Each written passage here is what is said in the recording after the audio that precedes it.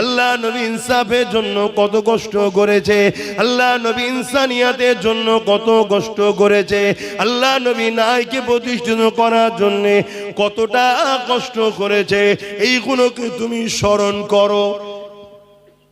সেই নবীর উম্মত হয়ে আমি গান শুনতে যাব না, সেই নবীর উম্মত হয়ে আমি ফাংশনে যাব না, সেই নবীর উম্মত হয়ে আমি পরের হক মারব না, সেই নবীর উম্মত হয়ে আমি শরাব পান করব না, সেই নবীর উম্মত হয়ে নবী যেটা নারাজ করে ওই কাজ আমি করব না। আমার নবীর দুশমন যারা তাদের সঙ্গে আমরা দলও করব না।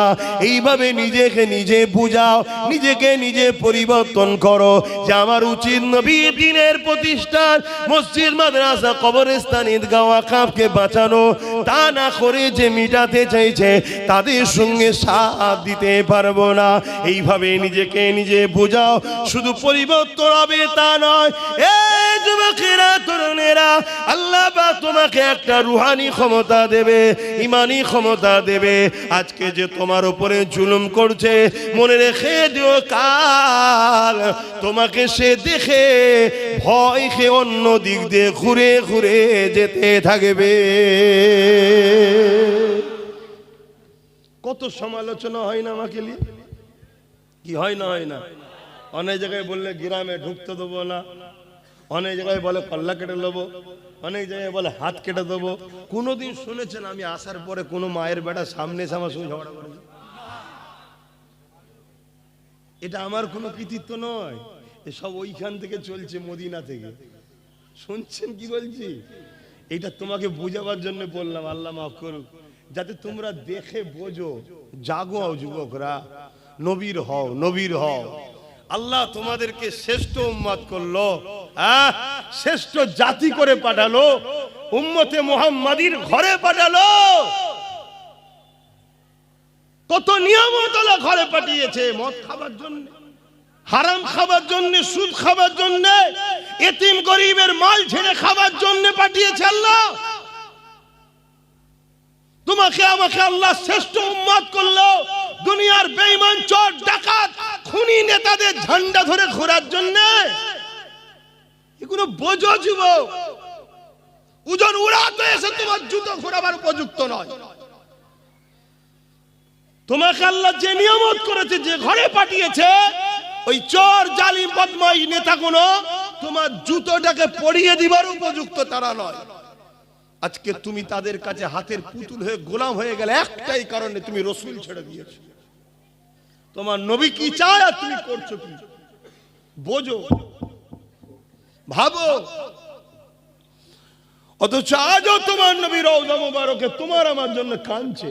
তোমার কি আর বড় মনে পড়ে না সেই নবীর কথা, যে আমি ভালো কাজ দিয়েছি, হয়তো হালকা বয়সে করে উঠতে পারিনি, কমসে কম আমার নবীর দিনের ক্ষতি করব না। কিন্তু আজ আমরা ক্ষতিকারক হয়ে গেলাম। তো আমাদের জন্যই তো জালিমরা ক্ষমতায় আসে, আর আমাদের জন্যই তো জালিমরা আজকে ইসলামকে ক্ষমতার জোরে মিটাবার চেষ্টা করছে। কথা কি ভুল বলছি? অথচ সারা জীবন নবী আমার তোমার আমার জন্য কেঁদেছে। আজ রওজা মুবারকে রাসূলুল্লাহ কাঁদতেছে। এ যুবক শুনে রেখে দাও, যেদিন আল্লাহ পাক কিয়ামত ঘোষণা করে দেবে, হযরত জিবরাইল আলাইহিস সালামকে আল্লাহ পাঠাবে। এ জিবরাইল, দুনিয়া জমিনে গিয়ে আমার হাবিবকে যে উঠিয়ে নিয়ে আসো। হযরত জিবরাইল আলাইহিস সালাম দুনিয়া জমিনে চলে আসবে, তাম পৃথিবী থেকে তন্ন তন্ন করে খুঁজবে, কারণ এই জমিনের উপরে গাছপালা থাকবে না, এই জমিনের উপরে ঘরবাড়ি থাকবে না, কারণ কুল্লু মান আলাইহা ফান, আল্লাহ পাক সব ফানা করে দেবে। এই আমার রাসূলুল্লাহ কোন জায়গায় রয়েছে, হযরত জিবরাইল আলাইহিস সালাম খুঁজে পাবে না। আল্লাহ পাককে জমিন থেকে আওয়াজ দিতে লাগবে, ও রব্বি, আল্লাহ পাক আপনার হাবিব কোথায় রয়েছে, আমি জিবরাইল খুঁজে পাচ্ছি না। আল্লাহ পাক বলতে লাগবে, জিবরাইল রে, দুনিয়ার জমিনে কান লাগিয়ে লাগিয়ে শোনো, যে জায়গা থেকে দেখবে কান্নার আওয়াজ আসছে, ওই জায়গাতে আমার হাবিব তিনার গুনাহগার উম্মত উম্মতিদের নাজাতের জন্য কাঁদতেছে। আরো জোরে বলুন সুবহান। একবারও কি তোমার চোখ দিয়ে সেই নবীর জন্য পানি পড়েছে?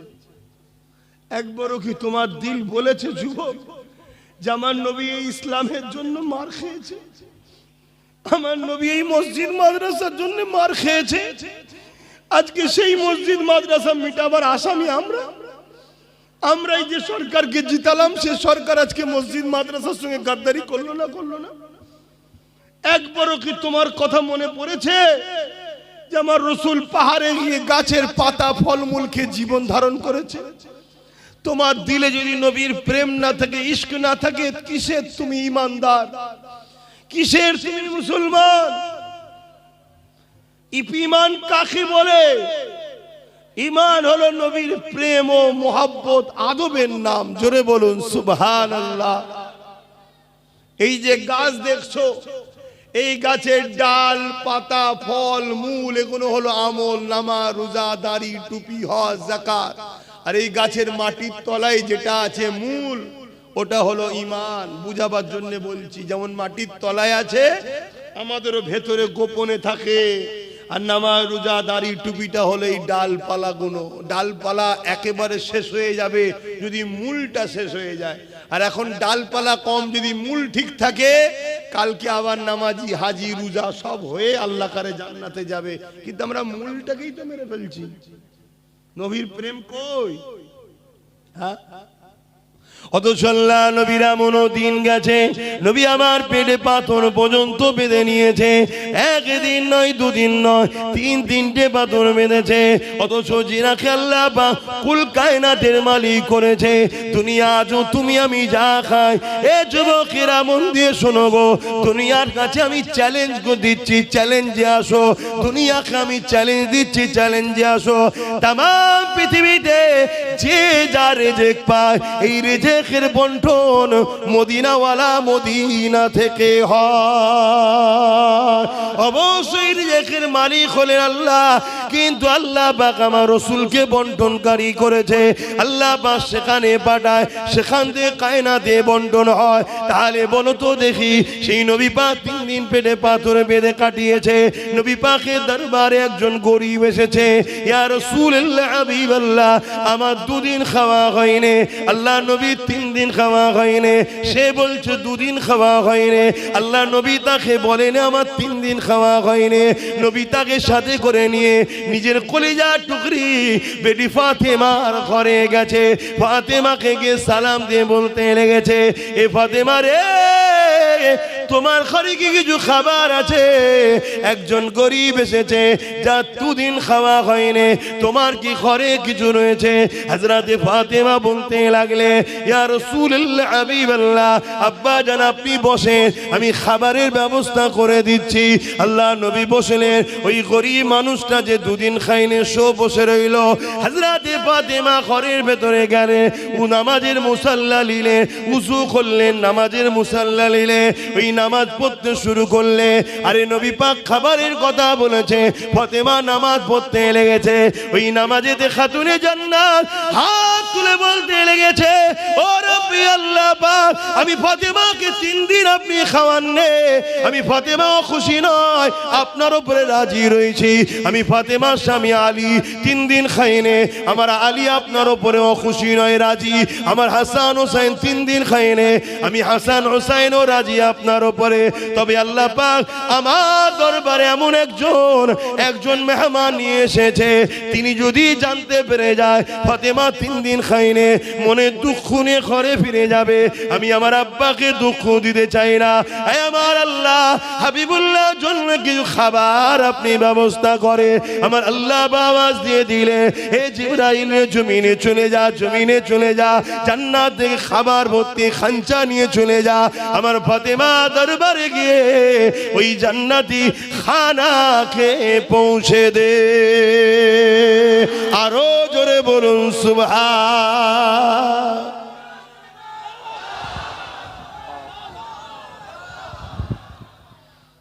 আমাদের কারো বাড়ি আছে যে একদিন খাওয়া হয়নি? একটা কেউ হাত তুলে বলুন যে একদিন খাওয়া হয়নি। অথচ আমার মা বোনেরা একবারও ভাবলো না যে ইসলাম বিদ্বেষীরা আমাকে 1000 1500 ফ্রিতে ভিক্ষা দিচ্ছে কেন, একবারও ভাবেনি। ভেবেছে কি? আরে ভালো ভালো আলেম সাহেব, মলি সাহেব ঘরে, হাজি সাহেবের ঘরের বইয়েরাও ভাতা লিচ্ছে না লাইনে ভান্ডারের টাকা। একবারও ভাবলো না যে জনগণের টাকা, দেশের টাকায় লক্ষ্মী নাম দেবে কেন? দেশের কোন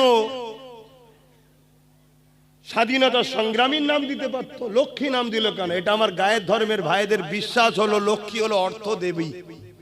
আপনারা মানেন? তাহলে কোথায় আমাদেরকে শেষ করলো? এই যে পয়সাটা খালেন কোথায় শেষ করলো আমাদেরকে? এবারে বলুন, ওই মায়ের পেটে আল্লাহর ওলি সন্তান হবে? ওই মায়ের পেটে এমন সন্তান হবে যে ইসলামের জন্য লড়াই করবে? ওই মায়ের পেটে তো ওই সন্তানই হবে যে বড় হয়ে ইসলামের দুশ্মনদেরকে মিটাবার জন্য মুসলমানদের নামে কেস করবে, মুসলমানদের ঘর ভাঙবে, মুসলমানদের উপরে জুলুম করবে। এমন নেতা তৈরি হবে না? হবে না? এই কথা কোনো বলছি, কষ্ট নিচ্ছেন? এটা যদি শুনে আমার 10টা মা পরিবর্তন হয়, ওই 10টা মায়ের ঘরে আল্লাহ এমন সন্তান দেবে যে সন্তান তার মায়ের পায়ের তলাতে জান্নাত জেনে তার পায়ে কদমমুশি করবে, তার উপরে ঝগড়া জুলুম করবে না। কথা কিছু বুঝতে পারছেন? আজান হচ্ছে আপনাদের মহল্লায়? আপনাদের মহল্লায় হলে বলবে। শুরু হয়েছে, আচ্ছা আজানটা হয়ে যায়। আপনাদের যদি ধৈর্য থাকে বসুন, আর না এই সুযোগে চলে যান।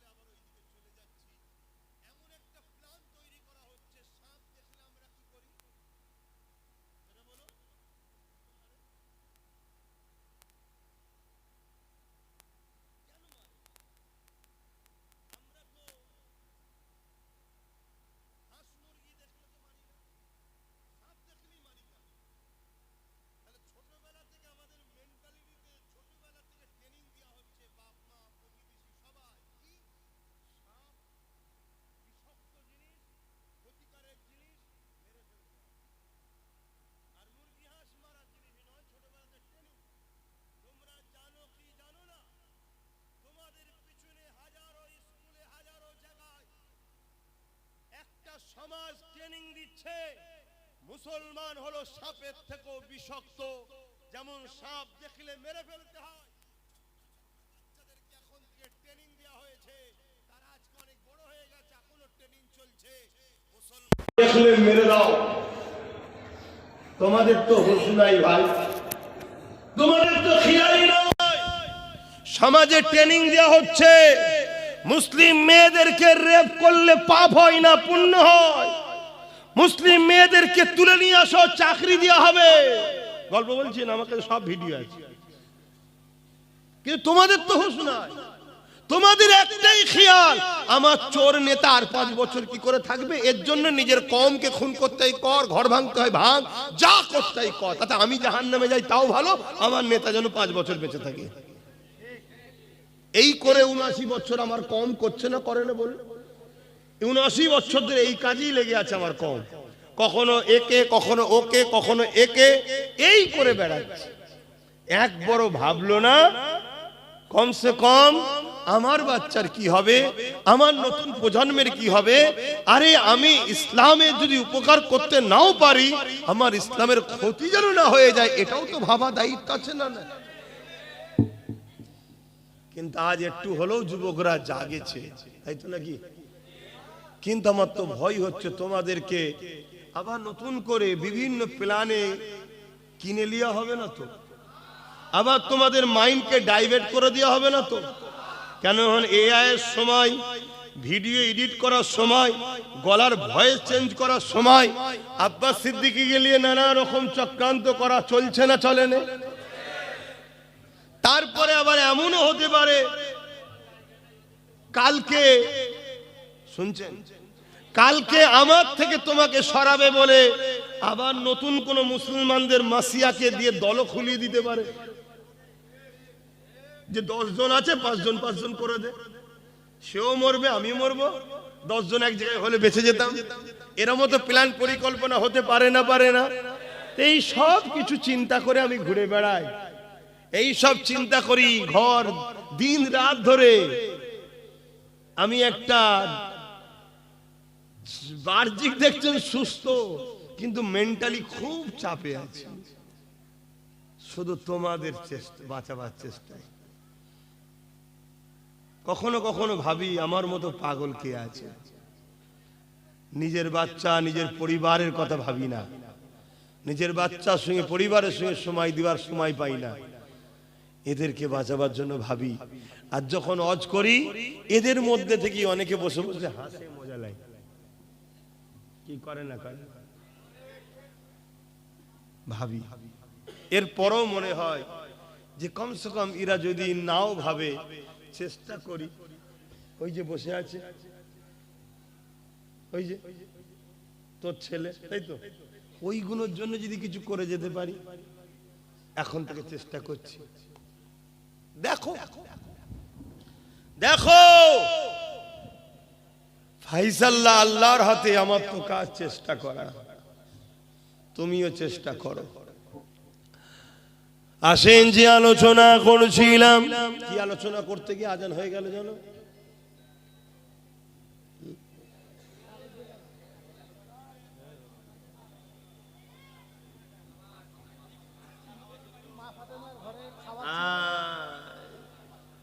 তাহলে বলো কতজন কত দিকে চলে গেলে।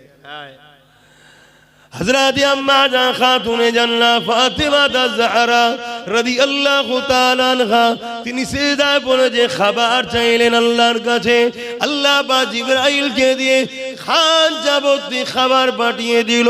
এখানে প্রশ্ন হলো এই জায়গায়, আরে দোলজানে সুলতান নবী মুহাম্মদ রাসূলুল্লাহ, তিনিও 3 দিন খান নে, পেটে 3টে পাথর বেঁধে রেখেছে, উম্মাত উম্মাত উম্মাত উম্মাত করে কেঁদে কাটাচ্ছে, উম্মতের নাজাতের জন্য কাঁদতেছে। এ যুবকেরা, রাসূলুল্লাহ কলিজা টুকরি খাতুনে জান্নাত ফাতিমা আয-জাহরা রাদিয়াল্লাহু তাআলা আনহা, তিনিও 3 দিন খায়নি, মাওলা আলী শেরে খোদাও 3 দিন খায়নি, ইমামে হাসান হুসাইন তিনারা তখন ছোট ছোট ছিলেন, তিনারাও 3 দিন খায়নি। একবার ভাবো আল্লাহ তোমার আমার কারো অভাব দেয়নি, কিন্তু এরপরও সামান্য ভিক্ষা পেলে আমার বাপ ভাই মা বোনেরা একবারও ভাবার সময় নেই এই টাকাটা ভিক্ষা আসছে কোথা থেকে। মদের টাকা নয় তো, একবারও ভাবি। এই তো বললো, যেটা বললো কোনটা মহল্লা রাজেন কোন হচ্ছে এখন, তাহলে মহল্লার হক আদায় করো। মাইকটা বন্ধ করো, বন্ধ করতেছ। হ্যাঁ, মহল্লার হক আদায় করতে হবে। কেন? আগেকার সময় মুখে আজান হতো, এখন লাউড স্পিকার হচ্ছে অনেক দূরে। ইফতারির সময় নিজের মহল্লাটাকেই খেয়াল করা হয়, সেহরির সময় নিজের মহল্লাটা খেয়াল করা হয়, খাবার সময় নিজের মহল্লাটা লোভ, আর সেহরির সময় ওইখানটা দেরি করে দেয়, ওটা লোভ হবে নাকি? এরকমও চালাক লোক আছে। হ্যাঁ, যে বন্ধ করে দিচ্ছি, হ্যাঁ বন্ধ করে দিচ্ছি। ভুল বুঝছেন না তো? কেন এখন সব বড় বড় মুফতি সাহেব আপনারা, কেন এক হুজুরে খুশি আপনারা নয়, এক মৌলী সাহেবে খুশি নয়। শোনো, আমাদের ইমাম কটা? ভুল বুঝবেন আমাকে, আমাদের ইমাম কটা? চারটে। কটা ইমাম? হানাফি, সাফি, মালিকি, হাম্বলি, চারটে ইমাম আমাদের। ভালোবাসেন কটাকে? জোরে বলুন। সম্মান করেন কজনকে? হক কটা? বলতে পারছেন না? হকও চারটে। জান্নাত যাবে কজন? চারজনই। মানেন কজনকে? একজনকে। তাহলে চার ইমামই হক, চারজনই আহলে সুন্নাত ওয়াল জামাত, চারজনই ঠিক, চারজনই জান্নাতি, চারজনকেই সম্মান করি, চারজনকে ভালোবাসি, কিন্তু মানি। তাহলে উলামা আহলে সুন্নাত ওয়াল জামাতের পীর পীরজাদা সবাই ভালো, সবাই হক, সবাই ঠিক, যে কিন্তু মানবেন কজনকে? এটা আছে কি আমাদের? এই নেই বলেই তো আমরা পাগলা হয়ে যাচ্ছি। আমার 5 দাদু ছিল, 5টা দাদু, সব মুরিদি ফুরফুরা দাদা হুজুরের, কিন্তু যে দাদা হুজুরের বড় সাহেব দাদার সঙ্গে উঠা বসার লেনদেন, বাকি সবাইকে ভালোবাসতো, সম্মান করতো, পিয়ার করতো, কিন্তু ফলো করতে একজনকে। কেউ মেজো হুজুরের হাতে বায়াত, বাকি 4জনকে ভালোবাসতো, সম্মান করতো, পিয়ার করতো, কিন্তু ফলো করতো মেজো হুজুরকে। যে সেজে হুজুরের হাতে বায়াত, বাকি 4জনকে ভালোবাসতো, মহব্বত করতো, কেন চাচা হয়তো, কিন্তু সেজে হুজুর আব্বাজান ফলো করতো। যে নহজুরের কাছে বায়াত হয়েছে সে নহজুরকে ফলো করতো, বাকি সবাইকে সম্মান ভালোবাসতো। যে ছোট হুজুরের বায়াত, ছোট হুজুরকে ফলো করতো, বাকি সবাইকে সম্মান ভালোবাসতো। আরে মন তো একটা, কজনকে খুশি করবেন? একজন বলছে ডান দিকে যে, একজন বলছে বাঁ দিকে যে, আপনি তো মুরিদ পাগলা হয়ে যাবেন। তো সম্মান সবাইকে করব, কিন্তু মানবো একজনের কথা, এটা হবে তবে আপনার জন্য বাঁচার সুবিধা। আমার কথায় কষ্ট নিলে? এটা নীতির কথা বলছি তো, শরিয়াতের কথা বলছি তো, হিংসা করার কিছু নেই, আর রাগ করারও তো কিছু নেই। কথা বুঝে আসছে তো? হযরতে খাতুনে জান্নাত হুজুরের কথা বলছিলাম। তিনি ওই খাঞ্চা পাঠালেন হুজুরের খেদমত আমার নবীর কাছে। আল্লাহর নবী যেই খাবারটা নিয়েছে, জান্নাত তৈরি যার জন্য, জান্নাত তৈরি যার নূর থেকে, তিনি কি চিনতে পারবে না খানা কোথা থেকে এসেছে?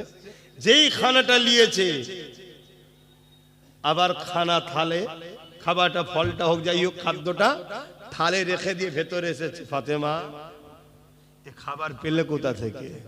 চোখ ভরা পানি, আব্বা আমার ঘরে কিছু নাই, আল্লাহর কাছে হাত তুলেছি, আল্লাহ পাঠিয়েছে। জোরে বলুন সুবহানাল্লাহ। আমাদের বাড়ির কেউ বিপদে পড়লে আল্লাহর কাছে হাত তুললে আল্লাহ সাথ দেয়? বলবেন তো? 5 বছর 10 বছরও দোয়া করছে, হচ্ছে কেন? হযরতে হাসছো কেন? হাসার জিনিস কি? তাহলে হাসছো কেন? হযরতে মুসা আলাইহিস সালাম তুর পাহাড়ে যাচ্ছে, মন দিয়ে শোনো। যাবার সময় পাহাড়ের নিচে একটা লোকের সঙ্গে দেখা হয়েছে, যে খুব কাঁদাকাটি করছে। মুসা নবীকে দেখে মুসা নবীর কাছে অনুরোধ করছে, হুজুর আমি দীর্ঘ 40 বছর ধরে আল্লাহর কাছে একটা দোয়ার জন্য কাঁদছি, আমার দোয়া কবুল হচ্ছে না। কত বছর? 40 বছর। হুজুর আপনি জান একটু আল্লাহকে যে বলেন। মুসা নবী তো অবাক, 40 বছর যে আল্লাহ এত দয়ালু, যে আল্লাহ এত দয়ালু, যে মুসা নবীর একটা উম্মত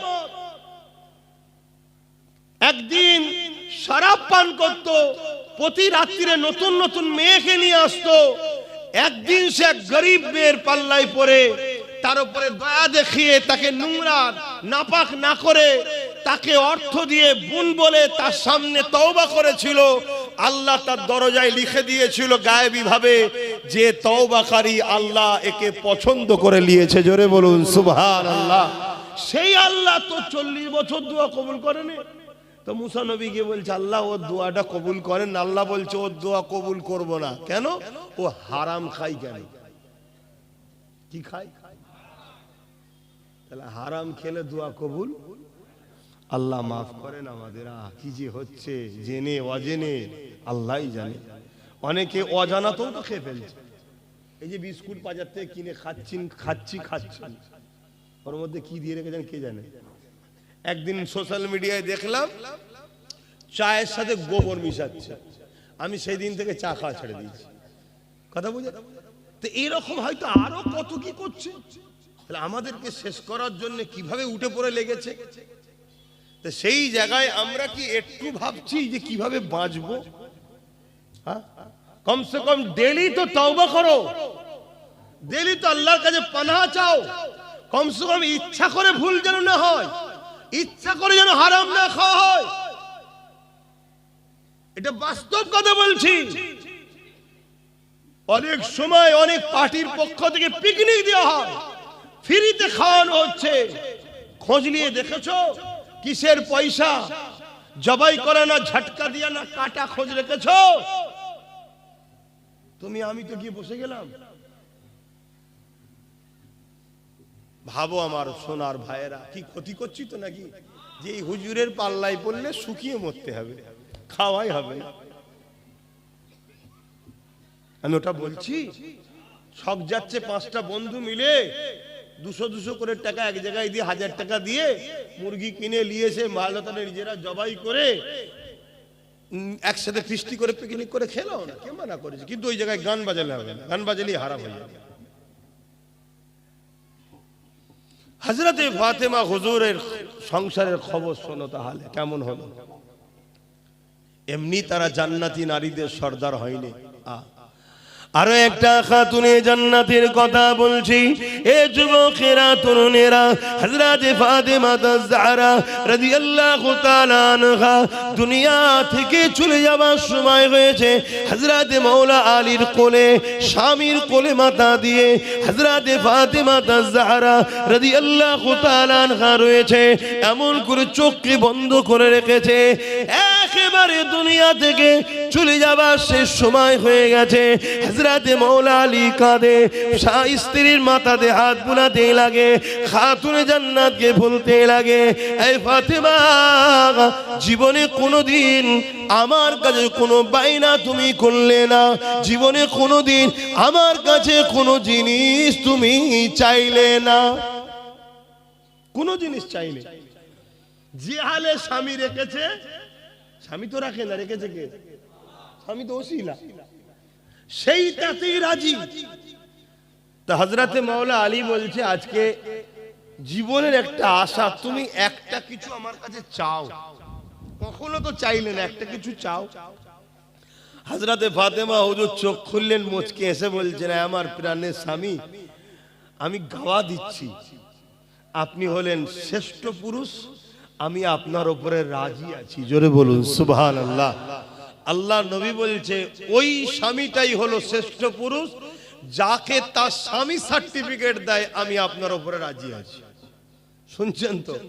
খাতুনে জান্নাত বলছে এই অবস্থা, আমি আপনার উপরে রাজি আছি, আপনি কেন তো মন খারাপ করছেন? তারপরেও মাওলা আলী বলছে, ফাতেমা, এটা আমার জীবনের একটা শখ, তুমি আমার কাছে একটা কিছু চাও। কোনো দিন কোনো বাইনা করেন স্বামীর কাছে, যখন যেটা এনে দিয়েছে আলহামদুলিল্লাহ। শুনছেন? কি শিক্ষা দিয়েছে রসুল তিনার কন্যাকে। আর আমার বাপগুলো আপনারা আপনার কন্যাকে কি শিক্ষা দিয়ে জামাই বাড়ি পাঠান? জামাই বইয়ের টেনশনে রাস্তায় অ্যাক্সিডেন্ট করে মারা যাচ্ছে, হাজার হাজার যুবক মরে যাচ্ছে পরিবারের টেনশনে। পুরুষদের হায়াত কমে যাচ্ছে, স্বামীর হায়াত কমে যাচ্ছে নারীদের অত্যাচারে। মানসিক টেনশন হলো সব থেকে বড় টেনশন। এই টেনশনের কারণে স্বামীর পুরুষরা আগে মারা যাচ্ছে, হায়াত কমে যাচ্ছে। এর জন্য কিয়ামতের দিনে বাপেদের ঘরে আল্লাহ ধরবে। কিয়ামতের দিন কি ট্রেনিং দিয়েছে মেয়েকে? আমার কথা খারাপ লিখছেন না তো বাপ জানেরা? আমাদের প্রবাদ বাক্য একটা সমাজে আছে কি, পুরুষরা নারী কন্যা সন্তান পুত্র সন্তানের থেকে বাপকে বেশি ভালোবাসে। কি আছে না নাই? আর সত্য কথা, পুত্র থেকে বাপকে মেয়ে সন্তান বেশি ভালোবাসে। সত্য কথা, মিথ্যা বলছি না। কিন্তু অপরদিকে এটা খেয়াল করে দেখেছেন, 100-র মধ্যে 95টা বাপ যদি জাহান্নামে যায় কন্যার জন্য যাবে। এটা খেয়াল করে দেখেছেন? কারণ আজকালকার কন্যাগুলো যেভাবে পার্কে ঘুরছে, যেভাবে সেলফি তুলছে, যেভাবে ফেসবুকে ছবি ছাড়ছে, যেভাবে ড্রেস করছে, এই সব জবাব বাপকে দিতে হবে। শুনছেন তো?